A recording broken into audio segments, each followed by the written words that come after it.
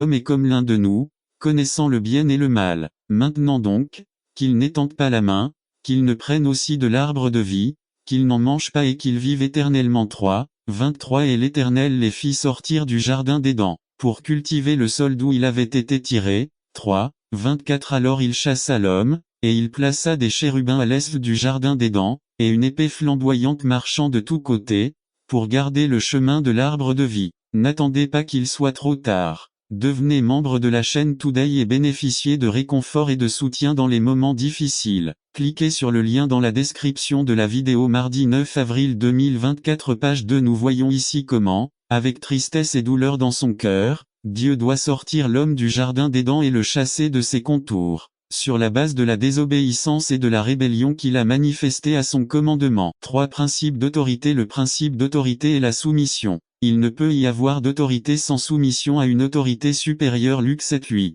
Jésus a donné à ses disciples le pouvoir de chasser les démons et de guérir toutes les maladies. Luc 9:1 L'autorité des disciples reposait sur leur soumission à la direction de Jésus. Les disciples, après une campagne d'évangélisation dans différents villages, revinrent joyeux en disant, « Seigneur, même les démons nous sont soumis en ton nom. » Luc 10:17. Après avoir entendu ces paroles, Jésus lui réitère à nouveau son autorité, lorsqu'il dit, « Voici, je vous donne le pouvoir de fouler aux pieds les serpents et les scorpions, et toute la puissance de l'ennemi, et rien ne vous fera du mal. » Luc 10:19. Le mot pouvoir est traduit du mot grec exousia qui signifie autorité, domination, seigneurie, puissance, etc. Toute cette autorité déléguée était soumise sous un seul nom, le nom de Jésus. Jésus a dit, « En mon nom, ils chasseront les démons. » Marc 16:17 4 Autorité sans soumission. Il y a des gens qui mentionnent et utilisent le nom du Seigneur Jésus sans aucun engagement envers lui. Le plus important n'est pas de prononcer le nom,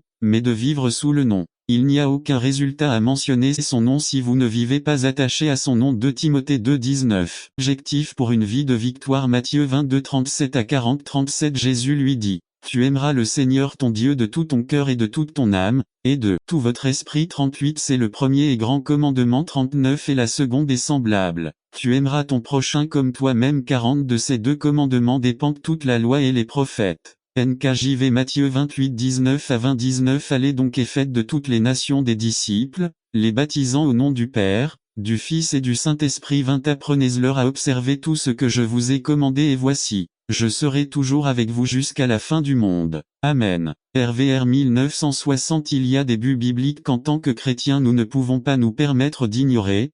Permettez-moi de partager cette histoire qui m'aidera à illustrer ce fait. Un jeune homme qui venait tout juste d'obtenir son diplôme d'avocat souhaitait créer son propre cabinet d'avocat. Dès son premier jour de travail, ce nouvel avocat, dans son nouveau bureau, a regardé par la fenêtre et a remarqué qu'un prospect s'approchait de son bureau. Alors que le prospect entrait dans le bureau, le jeune avocat a décidé de décrocher le téléphone et de faire comme s'il était très occupé. Le jeune avocat a commencé à dire dans le haut-parleur du téléphone, « Écoute, Mario, concernant cette affaire à $1 million, je pense que le mieux est que j'aille au tribunal et que je récupère personnellement les $3 millions.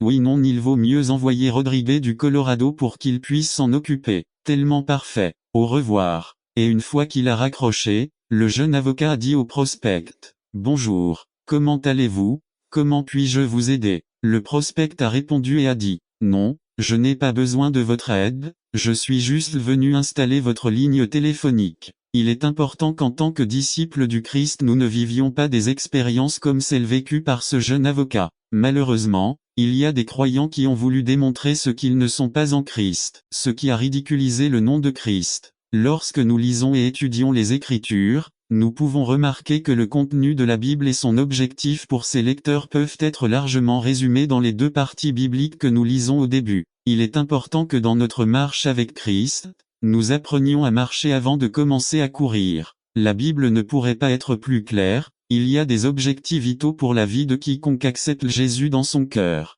Personne n'a été sauvé simplement pour croire, celui qui est sauvé pour appartenir. Répétez je n'ai pas été sauvé simplement pour croire, j'ai été sauvé pour appartenir. Aujourd'hui, je veux partager avec vous 5 objectifs essentiels pour avoir une vie de victoire. Premier objectif nous devons aimer le Seigneur de tout notre cœur. Notre objectif premier et le plus important une fois que nous acceptons Jésus dans nos cœurs est de l'aimer de tout notre être. Aimez-vous Jésus par-dessus tout, votre mari, vos enfants, votre travail, votre rêve, vos objectifs, votre entreprise, votre argent. N'attendez pas qu'il soit trop tard. Devenez membre de la chaîne Today et bénéficiez de réconfort et de soutien dans les moments difficiles. Cliquez sur le lien dans la description de la vidéo. Mardi 9 avril 2024 page 1. Nous pouvons résumer ce premier objectif en un mot: culte. À la parole de Dieu nous dit que nous avons été créés pour la louange et l'adoration de son saint nom. Éphésiens 1 11 à 12 11 En Christ,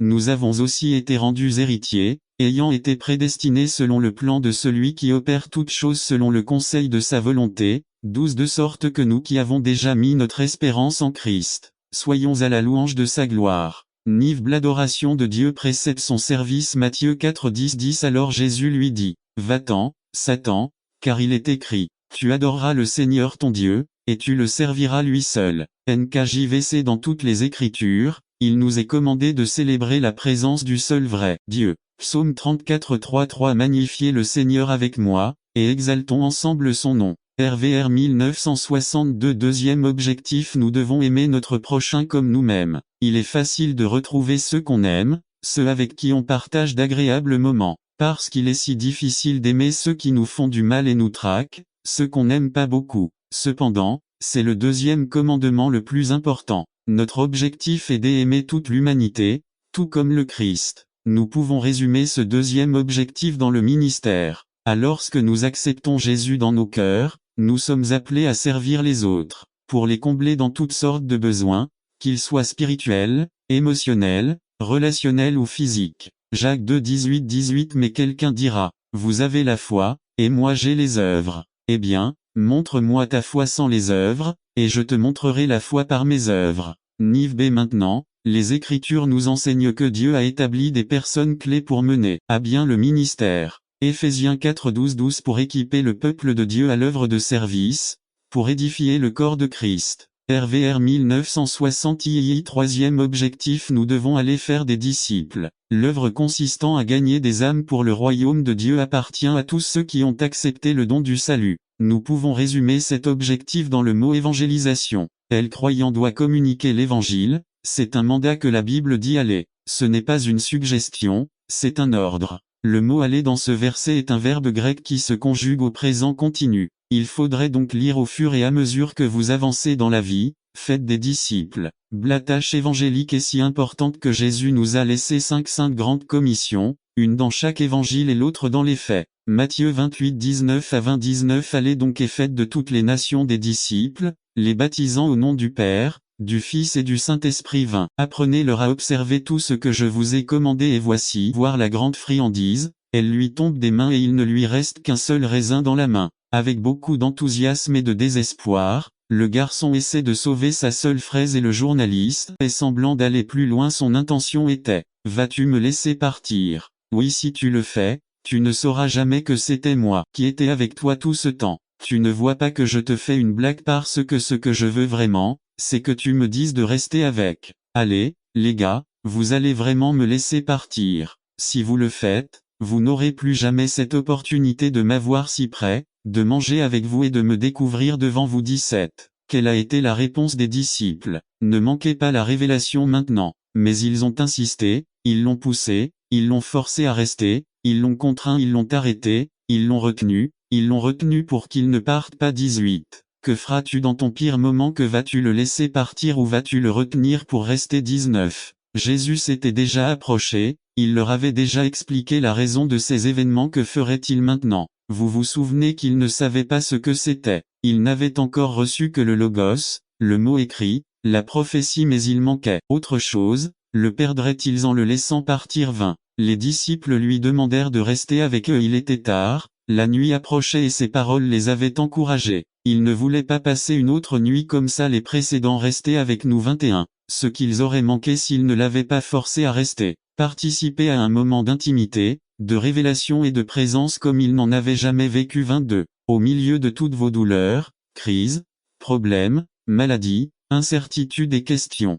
insistez-la rester, soumettez-le, forcez-la rester. Il semble juste passer par là, il attend que vous l'arrêtiez et lui disiez, ne pars pas, reste avec moi au milieu de la nuit noire 23. Si vous n'insistez pas pour qu'il reste, vous perdrez peut-être la consolation et la chaleur qui émanent de sa présence, peut-être que vos yeux ne s'ouvriront jamais et vous serez laissé dans l'obscurité et l'obscurité sans sa révélation personnelle sur votre situation, peut-être vous ne comprendrez jamais votre vendredi saint, et peut-être n'attendez-vous pas qu'il soit trop tard. Devenez membre de la chaîne Today et bénéficiez de réconfort et de soutien dans les moments difficiles. Cliquez sur le lien dans la description de la vidéo. Mardi 9 avril 2024 page 2. Le cœur reste froid sans le feu de l'onction dont vous avez besoin pour continuer à avancer 24. Le résultat, que ces disciples qui avaient commencé leur marche traînaient les pieds, inconsolables, pleins de peur et de questions. Immédiatement ils se mirent en route. Ils se levèrent à la même heure et revinrent raconter son frère ce qui leur était arrivé. 25. C'est l'un des résultats de nos épreuves et de notre brisement, pouvoir ensuite aller partager avec d'autres personnes brisées ce que nous avons vécu, ce qui nous a été révélé, comment nos yeux se sont ouverts, comment nous avons été réconfortés. 26. Mais tout est arrivé à cause de l'insistance de ces hommes à ne pas laisser partir Jésus. 27. Il se rapprochera toujours, c'est sa spécialité. Que ferez-vous? L'ignorerez-vous quand il se rapprochera? Ferez-vous attention à ce qu'il vous dit? Et s'il essaie de passer devant vous, allez-vous l'arrêter, insister pour qu'il reste, le retenir si nécessaire? 28. Faites comme ses disciples, insistez-lui à rester, vous ne serez plus jamais les mêmes après cette rencontre. Demandez aux disciples du chemin d'Emmaüs. N'attendez pas qu'il soit trop tard. Devenez membre de la chaîne Today et bénéficiez de réconfort et de soutien dans les moments difficiles. Cliquez sur le lien dans la description de la vidéo. Mardi 9 avril 2024 page 3 Attributs de Dieu numéro 3 Résumé. Mon objectif est qu'en connaissant davantage Dieu, nous puissions valoriser sa personne et chercher à lui plaire en tout. Rendez également hommage, honneur et gloire en l'adorant et en le louant. Par Georges Alvarez. Attributs de Dieu. Introduction. Service du soir du 16 février 2003 à Ebenezer, Union City, Californie. Mon objectif est qu'en connaissant davantage Dieu, nous puissions valoriser sa personne et chercher à lui plaire en tout. Rendez également hommage, honneur et gloire en l'adorant et en le louant. Jusqu'à aujourd'hui, nous avons déjà vu les attributs suivants de Dieu. 1. Dieu est fidèle. 2. Dieu est gentil. 3. Dieu est saint. 4. Dieu est immutable. 5. Dieu est éternel. 6. Dieu est majestueux. Aujourd'hui, regardons les attributs suivants. Dieu est omnipotentif, tout-puissant. L'histoire est racontée d'un groupe de scientifiques qui sont venus un jour vers Dieu en disant, « Nous n'avons plus besoin de toi, Dieu. Nous avons découvert le moyen de créer des êtres humains à partir de poussière, tout comme vous. » Dieu leur dit, « Organisons un concours pour créer des êtres humains. » Les scientifiques ont convenu que tout allait bien et ont immédiatement pris la terre en main pour commencer leur travail. Dieu leur dit à ce moment-là, « Attendez un instant, vous devrez créer votre propre terre, celle-ci est à moi. » R1 Cron 29, 12 La richesse et la gloire viennent de toi, et tu domines sur tout. Dans ta main se trouve la force et la puissance, et dans ta main pour faire grand et donner le pouvoir à tous. B. Job dit, il remue la mer par sa puissance, soit pour aider, soit pour renverser. 26, 12 C'est tout au long de toutes les souffrances de Job, Dieu en était conscient. Dieu n'a pas cessé d'être puissant lorsque Job a subi la perte de ses enfants, de ses biens matériels, de sa santé, à cause d'une épouse inconsidérée. Job fut enfin capable de reconnaître la puissance surnaturelle de Dieu en toutes choses et dans l'univers. La puissance de Dieu apporte la bénédiction à Job. Le psalmiste dit mot pour mot. J'ai entendu ceci. Cette puissance appartient à Dieu. 62-11 La puissance de Dieu est comparée et est plus puissante. PS 93, 4 N'attendez pas qu'il soit trop tard. Devenez membre de la chaîne Today et bénéficiez de réconfort et de soutien dans les moments difficiles. Cliquez sur le lien dans la description de la vidéo. Mardi 9 avril 2024 page 1 Jéhovah dans les hauteurs est plus puissant que le rugissement des grandes eaux, plus que les puissantes vagues de... C'est là que le surnaturel entrera en action, tu sais pourquoi, pour que ce soit Dieu qui reçoive la gloire. 10. Ces jours-ci, j'ai appris que le meilleur endroit où Dieu peut intervenir dans votre vie est le point zéro, lorsque vous êtes plus blessé et que vous saignez plus que jamais, où il ne vous reste plus aucune possibilité de dire « J'ai contribué à ce que cela se produise, j'ai contribué, je suis intervenu, j'ai mis mes ressources et mes capacités. » 11. Notre Dieu est glorifié quand nous sommes impuissants, quand nous sommes inutiles et que la seule chose qui peut faire quelque chose pour nous,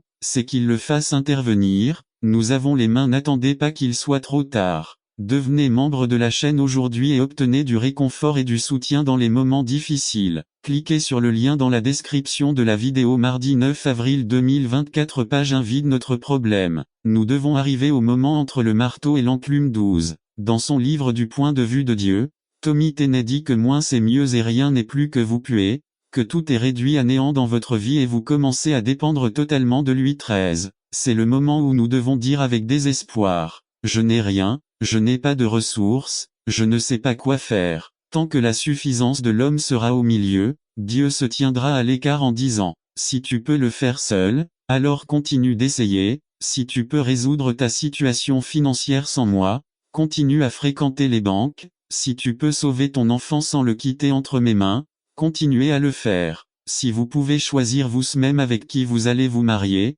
continuez à décider. Si vous pouvez résoudre votre crise conjugale en prenant les décisions qui vous semblent les meilleures, continuez à le faire. 14. N'oubliez pas ceci, tant que vous continuez à essayer, le miracle n'arrivera pas. 15. Jésus a été retardé 2 jours avant d'arriver à Lazare, il n'y avait aucune possibilité qu'ils disent en réalité, il n'était pas si grave, ils lui ont donné des médicaments et il a été guéri. Lazare était bien mort il y a 4 jours, donc mort qu'il puait. 16. Jésus entreprit d'atteindre ce point où il n'y avait plus de force, de ressources, de possibilités ou de capacités qui permettraient à Lazare de revenir à la vie. C'est le moment merveilleux où nous disons, cela ne peut pas être fait, mais où il répond, mais je peux. 17. Jésus assura à ses disciples que la maladie de Lazare n'était pas mortelle, mais maintenant ils arrivèrent et il était mort, très mort. 18. Ce sont les perplexités de la souveraineté de Dieu, Lazare ne mourrait pas définitivement, mais il mourrait et serait ressuscité. 19. C'est le point où vous ne pouvez plus gérer les choses et pouvez seulement lui permettre de faire quelque chose pour vous, mais Dieu ne le fera pas tant que vous ne serez pas mort, si mort que vous puez. 20. Dieu attend que vous soyez suffisamment mort, vous attendiez qu'il vienne alors que vous étiez encore au lit en train de vous évanouir, vous attendiez qu'il vienne alors que vous étiez bandé ou placé dans la tombe, mais attendez que vous avez été mort depuis 4 jours. 21. Oui.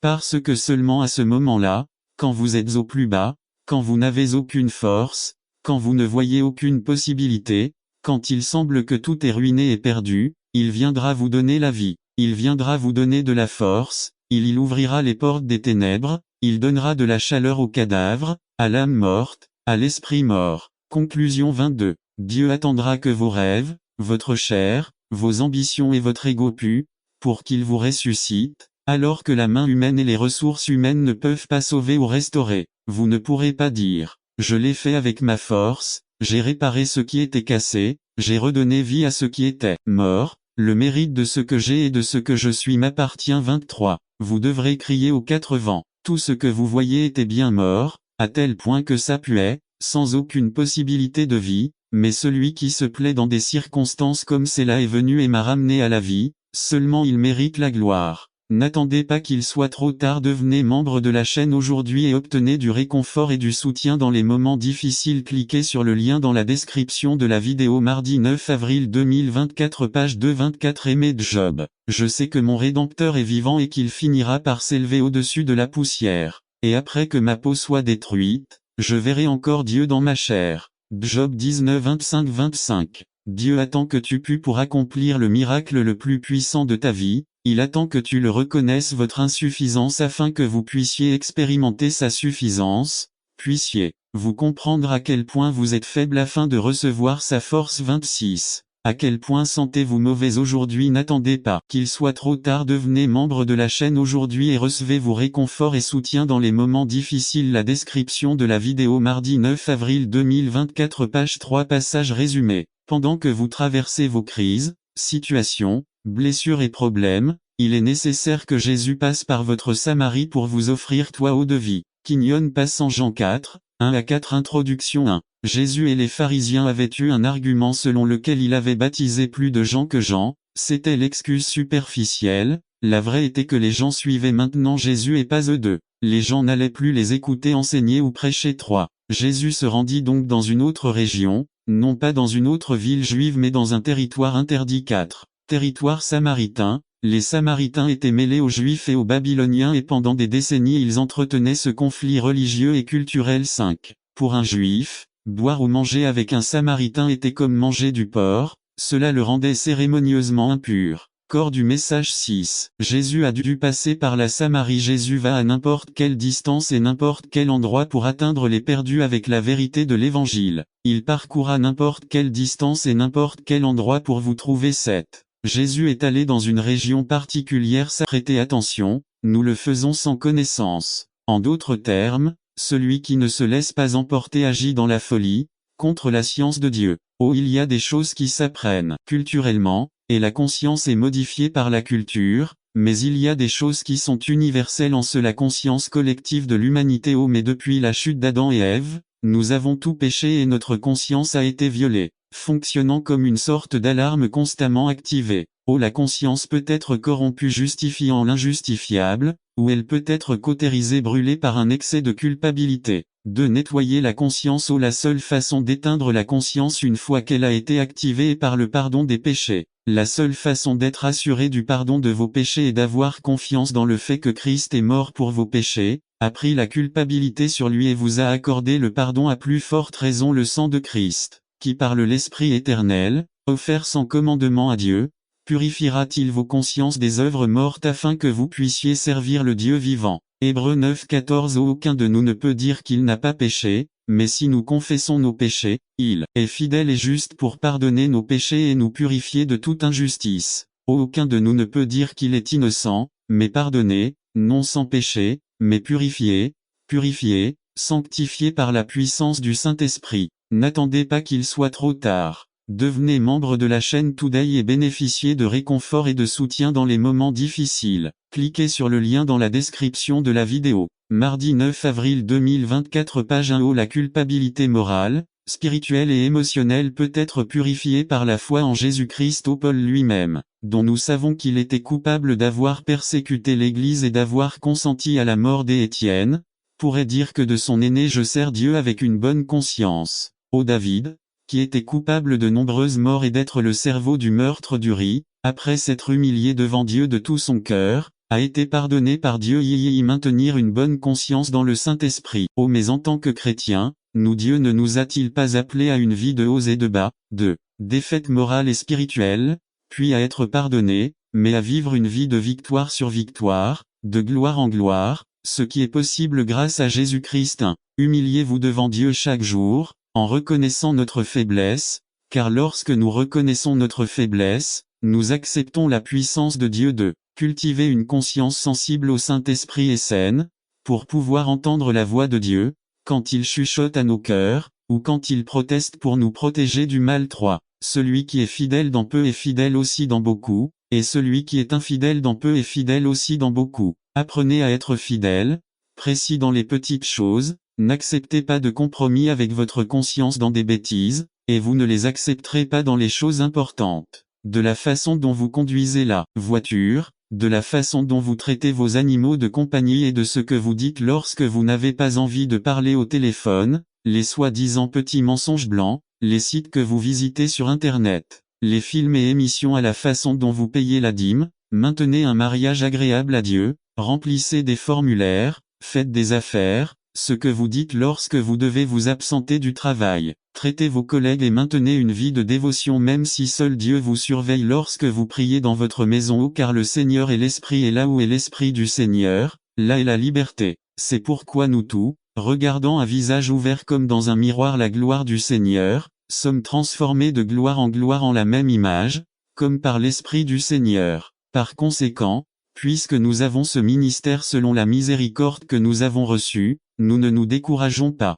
nous renonçons plutôt à ce qui est caché et honteux, non pas en marchant dans la ruse, ni en falsifiant la parole de Dieu, mais en manifestant la vérité en nous recommandant à toute conscience humaine devant Dieu. 2 Cor 3 17-18 et 4 1-2. N'attendez pas qu'il soit trop tard. Devenez membre de la chaîne Today et bénéficiez de réconfort et de soutien dans les moments difficiles. Cliquez sur le lien dans la description de la vidéo. Mardi 9 avril 2024. Page 2. Le conte des deux mères résumé. Nous trouvons ici deux mères, une qui distribue tout ce qu'elle a et a la vie et une autre qui veut tout conserver et n'a rien. Par Ama Fernandez. Le conte des deux mères. Lecture 1 Timothée 6, 10 Car la racine de tout mal est l'amour de l'argent, que certains, en convoitant, se sont éloignés de la foi et ont été tourmentés par de nombreuses douleurs. Introduction. En Israël il y a deux mers qui sont reliées par un fleuve, le Jourdain. L'une s'appelle la mer de Galilée et l'autre la mer Morte. Aujourd'hui nous allons voir les différences entre elles et la comparer à nos vies.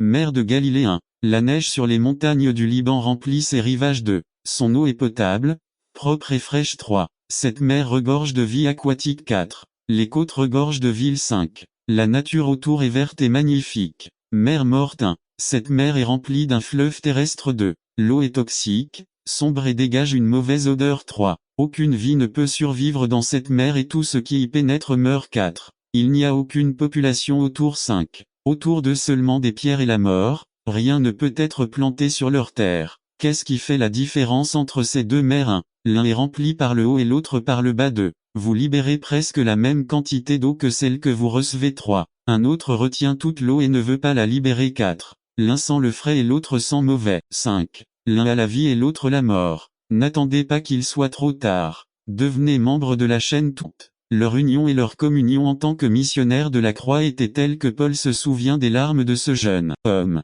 Ces larmes ont été versées par amour et par fidélité, non seulement à Paul, mais aussi au Seigneur. Comme il est important que Paul mentionne la foi et la prière. Mais ce n'est ni une prière ni aucune foi qui nous unit dans ce ministère. C'est une prière intentionnelle et une foi sincère. Ce dernier est 2024 page 1 IUN chef de Dieu 1 Pierre 5, 1 aux anciens qui sont parmi vous, moi, qui suis un ancien comme eux, témoin des souffrances du Christ et ayant part avec eux à la gloire qui est à venir révélée. Je vous en prie l'intention de Dieu était de laisser une structure dans l'Église. Dieu a désigné des dirigeants mûrs et spirituels dans la congrégation pour superviser l'Église. Les anciens de l'Église sont les bergers du troupeau de Dieu qu'il leur a confié. Berger ancien de Dieu a une triple responsabilité devant le troupeau 1 nourrir le troupeau 2 protéger le troupeau 3 guider le troupeau. Actes 20 28 à 31 28 Prenez soin de vous et de tout le troupeau sur lequel le Saint-Esprit vous a établi surveillant pour paître l'Église de Dieu, qu'il a acquise avec son propre sang 29 Je sais qu'après mon départ,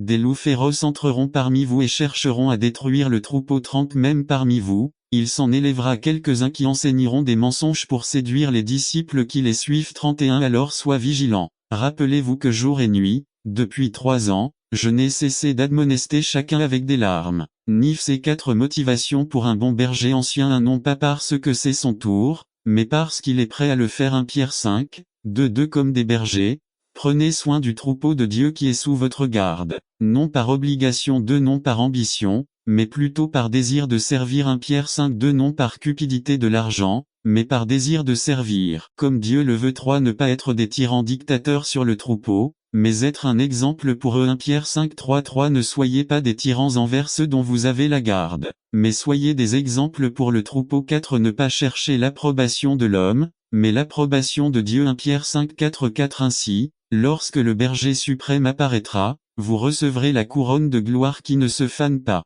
Un disciple de Dieu un bon disciple est celui qui se soumet humblement 1 Pierre 5 De même, jeunes gens, soumettez-vous aux anciens. Habillez-vous tout d'humilité dans vos relations les uns avec les autres, car Dieu s'oppose aux orgueilleux, mais il fait grâce aux humbles. Bon disciple est celui qui est fortifié par Dieu 1 Pierre 6 à 7 Humiliez-vous donc sous la puissante main de Dieu, afin qu'il vous élève au temps convenable rejette sur lui toute inquiétude, car il prend soin de toi. N'attendez pas qu'il soit trop tard. Devenez membre de la chaîne Today et bénéficiez de réconfort et de soutien dans les moments difficiles. Cliquez sur le lien dans la description de la vidéo. 9 avril 2024 page 2 Qu'un bon follower est celui qui est totalement occupé, engagé et connecté. 1 Pierre 8 Pratiquez la maîtrise de vous-même et soyez vigilant. Son ennemi le diable rôde comme un lion rugissant, cherchant quelqu'un à dévorer. D'un bon suiveur s'inspire mutuellement 1 Pierre 9 Résistez-y, en restant ferme dans la foi,